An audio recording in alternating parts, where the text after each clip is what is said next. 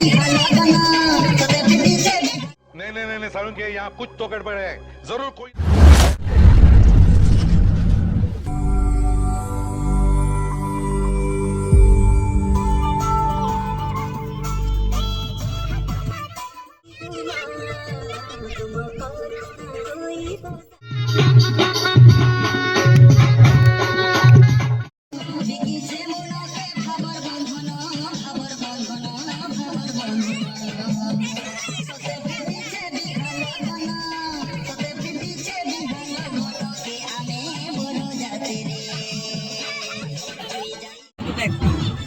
विवेक काली तमे फंक्शन भाई केते खुशी अछि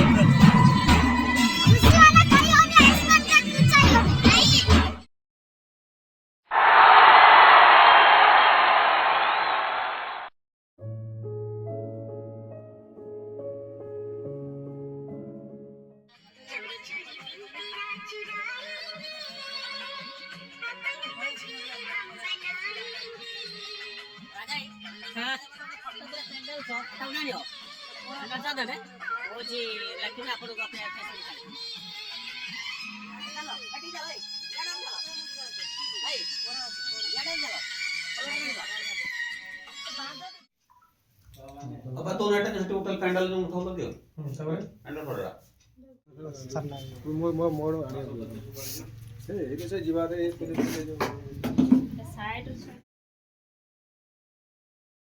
उत्सव आज शिक्षा केन्द्र परिसर में पालन करा जाउछि आम गण रे आज कार्यक्रम उद्घाटक विद्यालय फाउंडर प्रतिष्ठाता श्रीयुक्त गदाधर महापात्र महोदय आम गण उपस्थित अच्छा आज ये कार्यक्रम को मातृपताका उत्पन्न कर उद्घाटन करेंगे।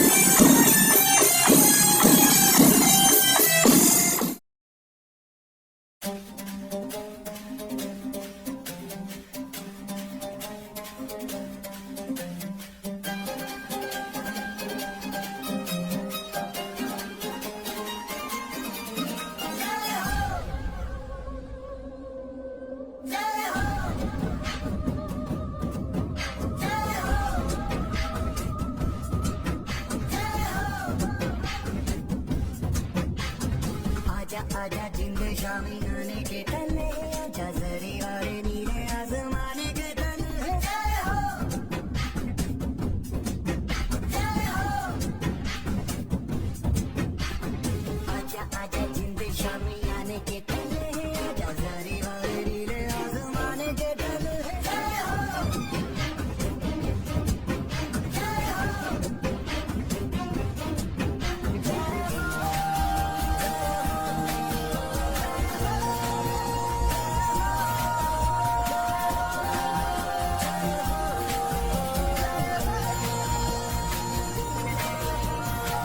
सच्ची सच्ची मैं जान कमाई है नच नच कोयलों पे रात बिताई है अखियों की नींद मैंने फूकों से उड़ा दी गिल गिल तारे मैंने उंगली जलाई है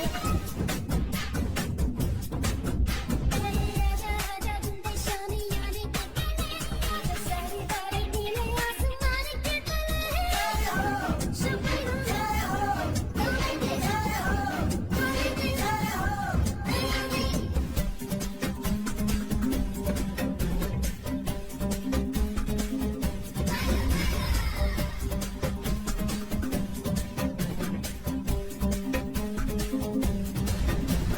Conmigo, tú baila para hoy con este día. Te voy a las problemas, lo que sea. ¡Salud! ¡Baila, baila!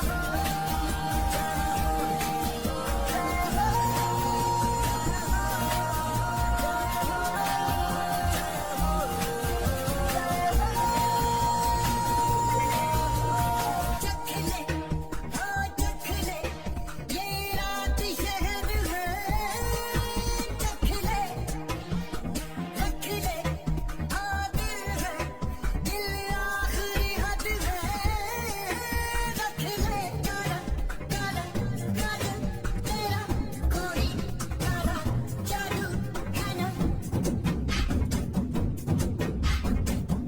काला काला काला तेरा कोई काला जादू है ना आजा आजा जिंद शामी आने के तले आजा जरी वाले नीले आसमान के तले जय हो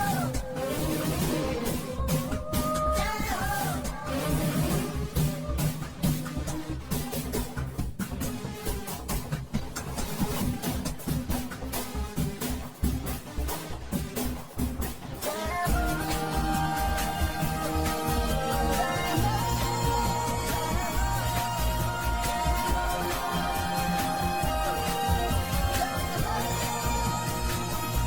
कब से हाँ कब से जो लब पे रुकी है कह दे हाँ कह दे अब आग झुकी है कह दे ऐसी ऐसी रोशन आँखी रोशन दोनों चीजें है क्यों आजा आजा जिंदे शामी आने के तले आजा सारी तारे नीले आसमान के तले जय हो शुक्र जय हो तुम्हें जय हो हमें जय हो जय हो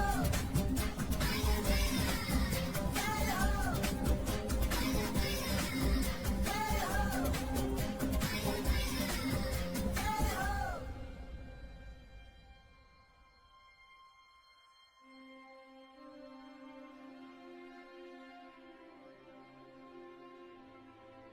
ये नया हिंदुस्तान है ये हिंदुस्तान घर में घुसेगा भी और मारेगा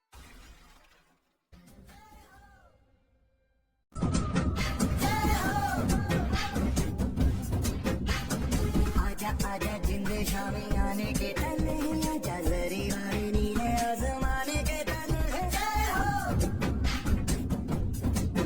जय हो आजा आजा जिंद शामी आने के तले आजा जरी वाले नीले आसमाने के तले जय हो जय हो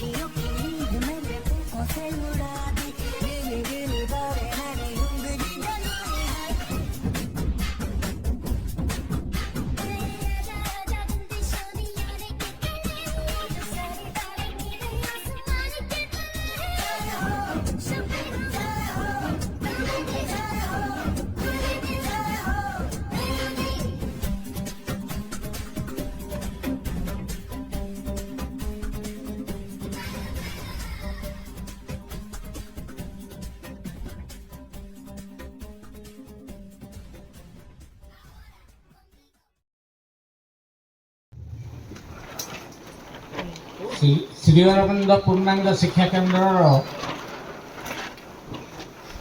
ଉଦ୍ଘାଟକ ଶ୍ରୀଯୁକ୍ତ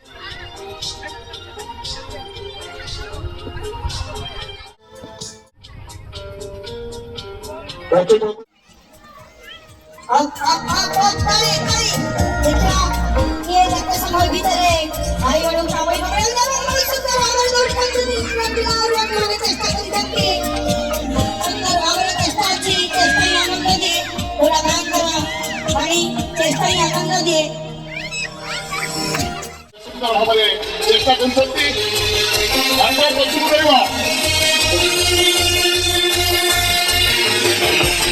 ହାତରେ ଗୁଡ଼ି କଚୁରୀ ଧରିବେନି ହାତରେ କଚୁରୀ ଧରିବେନି ହଁ ଭାଇ ଭାଇ ପିଲାମାନେ ହଉଛନ୍ତି ଆମ ପିଲା ଆମେ ତାଙ୍କୁ ଉତ୍ସାହିତ କଲେ ସବୁ ଲାଗୁଥିବେ ସୁନ୍ଦର ହଉଛି ଅନେକ ପିଲାମାନେ ଚେଷ୍ଟା କରୁଛନ୍ତି ମ୍ୟୁଜିକ୍ କଣ୍ଟିନ୍ୟୁ ଖାଇବେ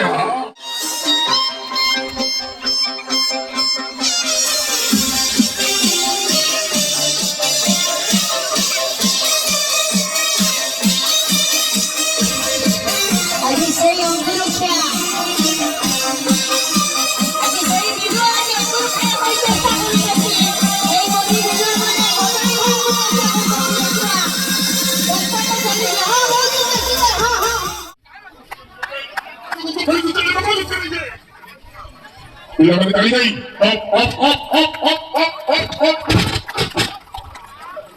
କିଏ କେତେ ସଂଗ୍ରହ କରିପାରୁଛି ଦେଖିବା ଏଡ଼େ ସୁନ୍ଦର ଖେଳଟି ଯେଉଁ ପିଲାମାନଙ୍କର ଧୈର୍ଯ୍ୟ ଏବଂ କୌଶଳ ଅଛି ସେହି ପିଲାମାନେ ଆଗେଇ ଆଗେଇକି ଯିବେ ମାଙ୍କ ଭାଷାରେ ଧୈର୍ଯ୍ୟ ଅଧ୍ୟାବସାୟ ଥିଲେ କୌଣସି କାର୍ଯ୍ୟ ନିଷ୍ଫଳ ହୁଏ ନାହିଁ ତେଣୁ ନିଜର ଧୈର୍ଯ୍ୟ ଅଧ୍ୟାବସାୟକୁ ଜାରି ରଖିବା କୌଣସି ମୁହୂର୍ତ୍ତରେ ଆମେ ଧୈର୍ଯ୍ୟ ହରାଇବା ନାହିଁ ତେଣୁ ପ୍ରିୟା ଭାଇଙ୍କ ଗୀତରୁ ପନି ଗାଉଛି ଏ ଜୀବନ ସତେ ପରମଙ୍କ ଦାନ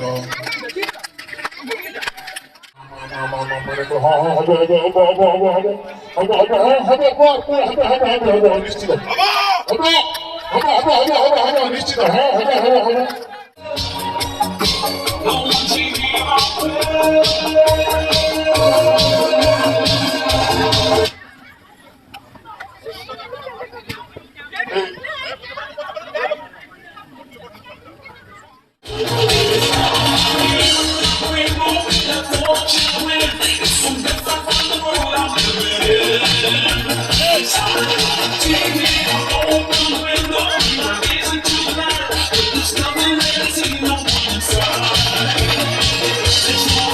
It's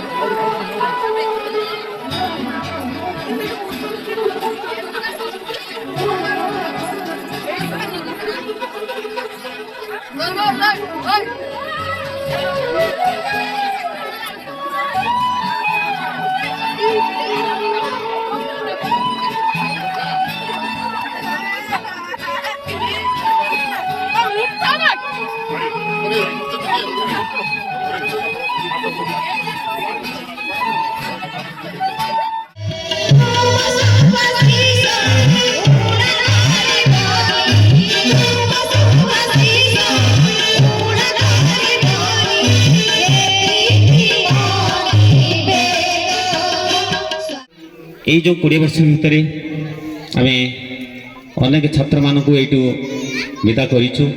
ତାମାନେ ମଧ୍ୟ ଭଲ ଭଲ ସ୍ଥାନରେ ମଧ୍ୟ ପହଞ୍ଚି ପାରିଛନ୍ତି। ସେଥିପାଇଁ ଆମେ ମଧ୍ୟ ବହୁତ ଖୁସି ଅନୁଭବ କରୁଛୁ। କିନ୍ତୁ ମୁଁ ଏଇଠି ଅଭିଭାବକମାନଙ୍କ ଉପରେ କହିବି ଯେ ଆମେ ଯେଉଁ ଆଜି ଏହି ଅନୁଷ୍ଠାନକୁ ପିଲାମାନଙ୍କୁ ପଠେଇଛୁ, କ'ଣ ପାଇଁ ପଠେଇଛୁ, କେଉଁ ଉଦ୍ଦେଶ୍ୟରେ ପଠେଇଛୁ? ଆମ ପାଖାପାଖି ଏହି ପଞ୍ଚାୟତରେ ଅନେକ ପ୍ରାଇମେରୀ ସ୍କୁଲ ଅଛି, କିନ୍ତୁ ଆମେ ଯେଉଁ ଏଇ କେଜିରୁ ସପ୍ତମ ଶ୍ରେଣୀ ପର୍ଯ୍ୟନ୍ତ ପିଲାମାନଙ୍କୁ କାହିଁକି ପଠେଇଛୁ, କେଉଁ ଉଦ୍ଦେଶ୍ୟ ନେଇକି ପଠେଇଛୁ? ଯେଉଁ ଉଦ୍ଦେଶ୍ୟ ନେଇକି ଆପଣମାନେ ପଠେଇଛନ୍ତି ସେହି ଉଦ୍ଦେଶ୍ୟକୁ କେମିତି ଆମେ ପୂରଣ କରିବା ଏବଂ ସେହି ସ୍ଥାନରେ ପହଞ୍ଚିବା, ତାହା ଆପଣମାନେ ଆମମାନଙ୍କ ସହିତ ଟିକେ ହାତ ମିଳାଇବା ଦରକାର। ଆମେ ଚାହୁଁଛୁ ଏଇଟା ଗୋଟେ ଶିକ୍ଷା କେନ୍ଦ୍ର ନୁହେଁ, ଗୋଟେ ମଣିଷ ତିଆରି କରିବାର ଗୋଟେ କାରଖାନା।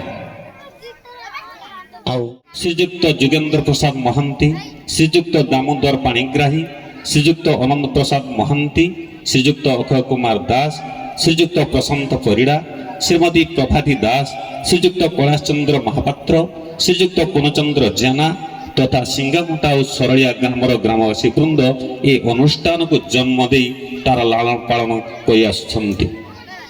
ସମୟର ପରିବର୍ତ୍ତନ ହୋଇ ଆଉ ନୂତନ କର୍ମକର୍ତ୍ତା ପରିଚାଳନା କରୁଥିଲେ ହେଁ ଜନ୍ମକାରୀମାନଙ୍କ ପ୍ରଚ୍ଛଦ ପଟରେ ଭୂମିକା ଅତ୍ୟନ୍ତ ଗୁରୁତ୍ୱପୂର୍ଣ୍ଣ। ଅନୁଷ୍ଠାନର ଅନେକ ଅପା ଭାଇ ଆସୁଛନ୍ତି ଓ ଯାଉଛନ୍ତି, ହେଲେ ବିଦ୍ୟାଳୟକୁ ଭୁଲିଯିବାର କେବେ ଅବହେଳା କରିନାହାନ୍ତି। ବିଦ୍ୟାଳୟ ଠାରୁ ବହୁ ଦୂରରେ ରହୁଥିବା ମଧ୍ୟ ବିଦ୍ୟାଳୟ ସହିତ ଯୋଗାଯୋଗ ରଖି ତାର ଉନ୍ନତି କିପରି ହେବ ସେଥିପ୍ରତି ମଧ୍ୟ ଯତ୍ନବାନ ଅଛନ୍ତି। ବିଦ୍ୟାଳୟର ଆଜି 20ତମ ବାର୍ଷିକ ଉତ୍ସବ ପାଳନ କରୁଛି ତାର ନିଜସ୍ୱ ସ୍ଥିତିବାନ ସମ୍ପତ୍ତି ଉପରେ ଦଣ୍ଡାୟମାନ ହୋଇ। ବଦାନ୍ୟ ପୁରୁଷ ଚମ୍ପ ନିବାସୀ ଶ୍ରୀଯୁକ୍ତ ଗଦାଧର ମହାପାତ୍ର, ଯାହାକୁ ଆମେ ଟୁନୁ ଭାଇ ବୋଲି କହୁ, ନିଜ ସମ୍ପତ୍ତିରୁ 1 ଏକର ଜମି ଦାନ କରି ଯୁଗ ଯୁଗ ପାଇଁ କୀର୍ତ୍ତି ଅର୍ଜନ କରିଛନ୍ତି। ସିଙ୍ଗାଖୁଣ୍ଟାସ୍ଥ ପଡ଼ିଆରେ ଏକ ପାଠଚକ୍ର ଗୃହ ଅବସ୍ଥିତ ରହିଛି ଏବଂ ସରଳିଆ ଓ ତେନ୍ତୁଳିପାଳ ମଧ୍ୟରେ ବିଦ୍ୟାଳୟରେ ଏକ ଜମି ପଡ଼ି ରହିଥିଲେ ମଧ୍ୟ ସେଠାରୁ ଉନ୍ନତିମୂଳକ କାର୍ଯ୍ୟ କିଛି ହୋଇପାରୁନାହିଁ। ବିଦ୍ୟାଳୟର କିଛି ଉନ୍ନତି ମୂଳକ କାର୍ଯ୍ୟ ପୂର୍ବତନ ସରପଞ୍ଚ ଓ MLAଙ୍କ ଦ୍ୱାରା ହୋଇଅଛି ଏବଂ ବର୍ତ୍ତମାନର ସରପଞ୍ଚ ବାଉଣ୍ଡରୀ ୱାଲ୍ ଓ ପଡ଼ିଆର କିଛି ମାଟି କାମ କରିବେ ବୋଲି ମଧ୍ୟ କଥା ଦେଇଛନ୍ତି। କମିଟିର କେତେଜଣ ବଦାନ୍ୟ ପୁରୁଷ ତଥା ଅନେକ ବରେଣ୍ୟ ବ୍ୟକ୍ତିଙ୍କ ଦ୍ୱାରା ଏହି ଅନୁଷ୍ଠାନ ଆଜି ଗଢ଼ି ଉଠିଛି। ବିଦ୍ୟାଳୟଟି 8ମ ଶ୍ରେଣୀ ପର୍ଯ୍ୟନ୍ତ ସରକାରୀଙ୍କ ଦ୍ୱାରା CR ପ୍ରାପ୍ତ କରି ମଧ୍ୟ ବିଭିନ୍ନ ଅସୁବିଧା ସମ୍ମୁଖୀନ କରି ତାହା 7ମ ଶ୍ରେଣୀ ପର୍ଯ୍ୟନ୍ତ ଚାଲୁ ରହିଛି। ସରକାରଙ୍କର ବେସରକାରୀ ସ୍କୁଲ ପ୍ରତି ଅନେକ ଚାପ ପଡ଼ୁଛି। ବେସରକାରୀ ଶିକ୍ଷକମାନଙ୍କୁ ଦରମା ଦେଉନି ସତ, ହେଲେ କାର୍ଯ୍ୟରେ ସରକାରୀ ବିଦ୍ୟାଳୟ ଠାରୁ କିଛି ଅଲଗା ନୁହେଁ। ଏହିପରି ଭାବରେ ବିଦ୍ୟାଳୟଟି ବହୁ ଘାତ ପ୍ରତିଘାତ ମଧ୍ୟରେ ଚାଲୁଥିଲେ ହେଁ ଅନେକ ଆବଶ୍ୟକତା ରହିଛି, ଯେପରି ବାଉଣ୍ଡରୀ ୱାଲ୍, ଶ୍ରେଣୀଗୃହ, ପୁରୁଣା ଘରର ମରାମତି, ପଡ଼ିଆ, ବଗିଚା, ଏମିତି ଅନେକ କିଛି। ପାଠଚକ୍ର ନବାଳକ ଟ୍ରଷ୍ଟ ଦ୍ୱାରା ସିଙ୍ଗାଗୁଣ୍ଡର ପରିଚାଳନା କମିଟି ଗଠନ କରାଯାଇଥିଲା, ଯେଉଁମାନଙ୍କର ଆଶ୍ରିତ ହୋଇ ଶିକ୍ଷା କେନ୍ଦ୍ରକୁ ସୁପରିଚାଳିତ କରୁଛନ୍ତି ସେମାନେ ହେଲେ ଶ୍ରୀଯୁକ୍ତ ପୂର୍ଣ୍ଣଚନ୍ଦ୍ର ଜେନା ସଭାପତି, ଶ୍ରୀମତୀ ପ୍ରଭାତୀ ଦାସ ସମ୍ପାଦିକା, ଶ୍ରୀଯୁକ୍ତ ସୁଶାନ୍ତ କୁମାର ଭୋଇ ଅଧ୍ୟକ୍ଷ, ଶ୍ରୀଯୁକ୍ତ ଯୋଗେନ୍ଦ୍ର ପ୍ରସାଦ ମହାନ୍ତି, ଶ୍ରୀଯୁକ୍ତ ଅକ୍ଷୟ କୁମାର ଦାସ, ଶ୍ରୀଯୁକ୍ତ ଅନନ୍ତ ପ୍ରସାଦ ବେହେରା, ଶ୍ରୀଯୁକ୍ତ କୁମୁଦବନ୍ଧୁ ବିଶ୍ୱାଳ, ଶ୍ରୀଯୁକ୍ତ କୈଳାସ ଚନ୍ଦ୍ର ମହାପାତ୍ର, ଶ୍ରୀଯୁକ୍ତ ସୁଶାନ୍ତ କୁମାର ଜେନା ସହଶିକ୍ଷକ। ଏଥିସହିତ ବାଲେଶ୍ୱର ଜିଲ୍ଲାର ଜିଲ୍ଲା ସଂଗଠକ ଶ୍ରୀଯୁକ୍ତ ଦୟାନିଧି ପାତ୍ରଙ୍କୁ ପରିଚାଳନା କମିଟିରେ ଯୋଡ଼ିବା ପାଇଁ ନ୍ୟୁ ଲାଇଫ୍ ଟ୍ରଷ୍ଟ କଟକରୁ ନିର୍ଦ୍ଦେଶ ଆସିଛି। ଏହାଛଡ଼ା ବିଦ୍ୟାଳୟ ସୁପରିଚାଳନା ପାଇଁ ଯେଉଁ ଅପା ଭାଇମାନେ କାର୍ଯ୍ୟ କରୁଛନ୍ତି ଓ କୋମଳବତୀ ଶିଶୁମାନଙ୍କୁ ବିକଶିତ କରିପାରୁଛନ୍ତି ସେମାନେ ହେଲେ ଶ୍ରୀଯୁକ୍ତ ସୁଶାନ୍ତ କୁମାର ଭୋଇ ଅଧ୍ୟକ୍ଷ, ଶ୍ରୀମତୀ ନିର୍ମଳା ବେହେରା, ଶ୍ରୀଯୁକ୍ତ ସୁଶାନ୍ତ କୁମାର ଭୋଇ, ଶ୍ରୀ ଯୋଗେଶ୍ୱର ନାୟକ, ଶ୍ରୀ ରାଜେଶ କୁମାର ଜେନା, ସୁଶ୍ରୀ ତପସ୍ୱିନୀ ବେହେରା, ସୁଶ୍ରୀ ଜୟନ୍ତୀ ଲେଙ୍କା, ଶ୍ରୀମତୀ ବିତ୍ପ୍ରଭା ରାଉତ, ଶ୍ରୀମତୀ ମମତା ଗିରି, ଶ୍ରୀଯୁକ୍ତ ଶଶିକାନ୍ତ ପୁଟି। ଅପା ଭାଇଙ୍କ ପ୍ରୟାସରେ ଆଗାମୀ ଭବିଷ୍ୟତର ପିଲାମାନେ କିପରି ନିଜକୁ ଜାଣିବେ ଓ ଚିହ୍ନିବେ, ଯେପରି ସେମାନଙ୍କ ମୁଖରୁ ଝରି ପଡ଼ିବ ବସନ୍ତ ବିଭବ ବିକାଶୀ ଋତୁ ସଦୃଶ। ପରିମାର୍ଜିତ ଜାରି ରଖିଥିବା ସଦ୍ବ୍ୟବହାର ମନ୍ତ୍ର ଦେଇଥିବା ସେହି ଅପା ଭାଇମାନଙ୍କ ପାଖରୁ। ପରିଶେଷରେ ମୋର ଏତିକି ବିନତି, ଆପଣମାନଙ୍କ ପାଖରେ ଆମ ବିଦ୍ୟାଳୟକୁ ଭଲ ପାଆନ୍ତୁ, ଏହାର ବିକାଶ କଥା ଚିନ୍ତା କରନ୍ତୁ ଏବଂ ବିଦ୍ୟାଳୟ ପ୍ରତି ଆନ୍ତରିକତା ବଢ଼ାଇ ନିଜ କୋଳରେ ଜାବୁଡ଼ି ଧରନ୍ତୁ। ତେବେ ଆମ ବିଦ୍ୟାଳୟ ହସିବ ଆଉ ପିଲାମାନେ ହସିବେ ଏବଂ ଏ ସମାଜର ମଣିଷ ପରି ମଣିଷଟିଏ ହୋଇ ବଞ୍ଚିବା ଶିଖିବେ। ରହୁଛି, ବନ୍ଦେ ମାତରମ୍।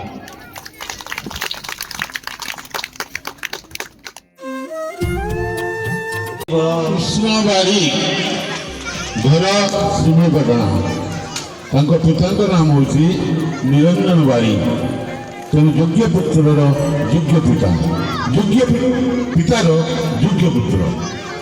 ତେଣୁ ଆଜି ସେଇଭଳି ଜଣେ ମଣିଷ ପାଇ ଆମେ ଆଜି ବହୁତ ଖୁସି ଏବଂ ସେ ଭୁବନେଶ୍ୱରରୁ ମଧ୍ୟ ତାଙ୍କୁ ସ୍ପେଶାଲ ଡକାଯାଇଛି ଏଠାକୁ ଆସିବାକୁ। ସେ ଯେତେବେଳେ ଆସିବେ ଟିକେ ଦୟାକରି ମାଇକରେ ତାଙ୍କ ଗୀତଟା। ସେଇଭଳି ଆମେ ଜଣେ ବ୍ୟକ୍ତି ଆମ ପାଖରେ ପାଇଛେ। ଦେଶ ଶୁଣିଲା ଜଗାଠୁ ଯାଦୁଗର ଗୀତ, ଓଡ଼ିଆ ଗୀତକୁ ଜାତୀୟ କ୍ଷେତ୍ରରେ ପ୍ରଶଂସିତ। ଆରାଧ୍ୟ ଦେବତା ଶ୍ରୀ ଜଗନ୍ନାଥଙ୍କ ଗୀତକୁ ଇଣ୍ଡିଆନ୍ ମ୍ୟୁଜିକ୍ ଆୱାର୍ଡ ଦିନେ ଓଡ଼ିଶାର ଚହଳ ପକାଇଥିଲା। ଆଉ ଏବେ ମହାନଗରୀ ମୁମ୍ବାଇରେ ମନ କିଣିଛି ଜଗନ୍ନାଥ ଭଜନ ଜଗାଠୁ ଯାଦୁଗର। ଏହି ସଙ୍ଗୀତ କୋଟି କୋଟି ଓଡ଼ିଆଙ୍କ ମନ ଜିଣିବା ପରେ ଏବେ ମୁମ୍ବାଇର ଛାତି ଉପରୁ ସାରା ଦେଶର ଚହଳ ସୃଷ୍ଟି କରିଛି। ନିକଟ ମଫସଲରୁ ଯାଇ ଜାତୀୟ କ୍ଷେତ୍ରରେ ପରିଚିତ ହୋଇଛନ୍ତି, ସେଥିପାଇଁ ଆମ ଅଞ୍ଚଳ ଆଜି ଧନ୍ୟ। ଏବେ ମୁଁ ଶ୍ରୀଯୁକ୍ତ ରାମକୃଷ୍ଣ ବାରିକଙ୍କୁ ମଞ୍ଚ ଉପରକୁ ଆସିବାକୁ ଆହ୍ୱାନ କରିବା ସହିତ ତାଙ୍କ ସାଥିରେ ଥିବା ତାଙ୍କର ପିତାମାତାଙ୍କୁ ମଧ୍ୟ ସାଥିରେ ମଞ୍ଚକୁ ଆହ୍ୱାନ କରୁଛି। ବର୍ତ୍ତମାନ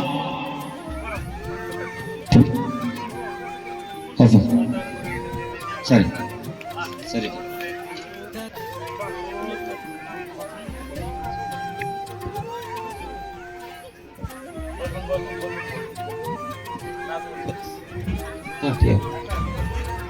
ସିଙ୍ଗାଗୁଣ୍ଡା ସୌର ବାଲେଶ୍ୱର ବାର୍ଷିକ ଉତ୍ସବ 2024-25 ସାଂସ୍କୃତିକତା ହେଲେ ମଧ୍ୟ ସମାଜ ସେବା ସହ ରାମର ରବ ଖାତାରୁ ଝରି ପଡୁଥିଲା ନିକଟ ମଫସଲ ଅଞ୍ଚଳକୁ ପ୍ରଭାବିତ କରୁଣାମୟ ଶ୍ରୀମାଙ୍କ ନିକଟରେ ଏତିକି ଏଇ ମାଟିରେ ମୁଁ ଖେଳିଛି, ଏଇ ମାଟିରେ ବଢ଼ିଛି, ଏଇ ମାଟିରେ ସ୍ୱପ୍ନ ଦେଖିଛି, ଏଇ ମାଟିରେ ସଙ୍ଗୀତ ଲେଖିଛି, କବିତା ଲେଖିଛି।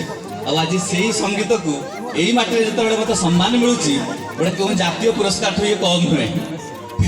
ତେଣୁ ମୁଁ ବହୁତ ଖୁସି, ସାର୍ ମାନେ ମୋତେ ଡାକିକି ପୁରସ୍କାର ଦେଇଛନ୍ତି। ଏ ସମ୍ମାନ କେବଳ ମୋର ନୁହେଁ, ଯିଏ ଗାଇଛନ୍ତି ସେ ତାଙ୍କର ମଧ୍ୟ ସମ୍ମାନ। ସବୁଠାରୁ ହକଦାର ହେଉଛନ୍ତି ବଡ଼, ଯେ କାଳିଆ ଠାକୁର ଶ୍ରୀମନ୍ଦିରରେ ବସିଛନ୍ତି, ସିଏ ହେଉଛନ୍ତି ସମ୍ମାନର ପ୍ରକୃତ ଅଧିକାରୀ। ସ୍କୁଲରେ ପଢ଼ୁଥିବା ସବୁ ପିଲାମାନଙ୍କୁ ମୋର ଗୋଟିଏ ମନରେ କେବେ ଦୁଃଖ କରିବନି। ନିଜ ବାପା ମାଆଙ୍କୁ ଯେମିତି କହୁଛ ମାଆଙ୍କ ପାଖରେ ସେମିତି କହିଦେବ। ଆଉ ଦ୍ୱିତୀୟ କଥା ହେଉଛି ମଣିଷ କେତେବେଳେ କ'ଣ ହୁଏ କ'ଣ ହେବ କେହି କିଛି କହିପାରିବେନି। ତେଣୁ ସ୍ୱପ୍ନ ଦେଖ, ତାକୁ ନିଷ୍ଠାର ସହ ପରିଶ୍ରମ କରିକି ସ୍ୱପ୍ନକୁ ସାକାର କରିବା ପାଇଁ ଚେଷ୍ଟା କର। ଯଦି ତାହା ନ ହେଉଛି କିଛି ଭାବନି, ସବୁ ସମୟ ସମୟର ଖେଳ, ସମୟ ସବୁ କିଛି ଠିକ୍ କରିଦେବ। ଜଗନ୍ନାଥ ସବୁ କିଛି ଠିକ୍ କରିଦେବେ, ମା ସବୁ କିଛି ଠିକ୍ କରିଦେବେ। କାରଣ ମୁଁ କ'ଣ ହେବି କ'ଣ ନ ହେବି ମୁଁ କିଛି ବି ଜାଣିନଥିଲି। ଆଜି ମୋ ହାତରେ ଯଦି ଏ ପ୍ରଶଂସା ପତ୍ର, ଆଜି ଯଦି ଗୀତ ଲେଖୁଛି, ମୁଁ ପିଲାବେଳେ ଜାଣିନଥିଲି ମୁଁ ଗୀତ ଲେଖିବି ବୋଲି, ହେଉ ହେଇଗଲି। ତେଣୁ କିଛି ବି ଭାବନି, ସ୍ୱପ୍ନ ଦେଖୁଛ ସତ କର, ଯଦି ସତ ହେଲା ଭଲ, ଯଦି ନ ହେଉଛି ତାହେଲେ ସମୟର ଉପରେ ଛାଡ଼ିଦିଅ, ସମୟ ସବୁ କିଛି ଠିକ୍ କରିଦେବ। ଅନେକ ଅନେକ ଧନ୍ୟବାଦ ମୋତେ ଡାକିକି ଆଉଥିଲେ, ମାନେ ମୋ ପାଟି ଲାଖି ଯାଉଛି ଖୁସିରେ। ଏଇ ମାଟିକୁ ସମ୍ମାନ ପାଇବା ଆମ ପାଇଁ ସବୁଠାରୁ ଗୋଟେ ଗର୍ବର ମୁହୂର୍ତ୍ତ। ସମସ୍ତଙ୍କୁ ପ୍ରଣାମ। ଏ ମାଟିକୁ ଆଉ ଥରେ ମୁଣ୍ଡିଆ ମାରୁଛି ମୁଁ।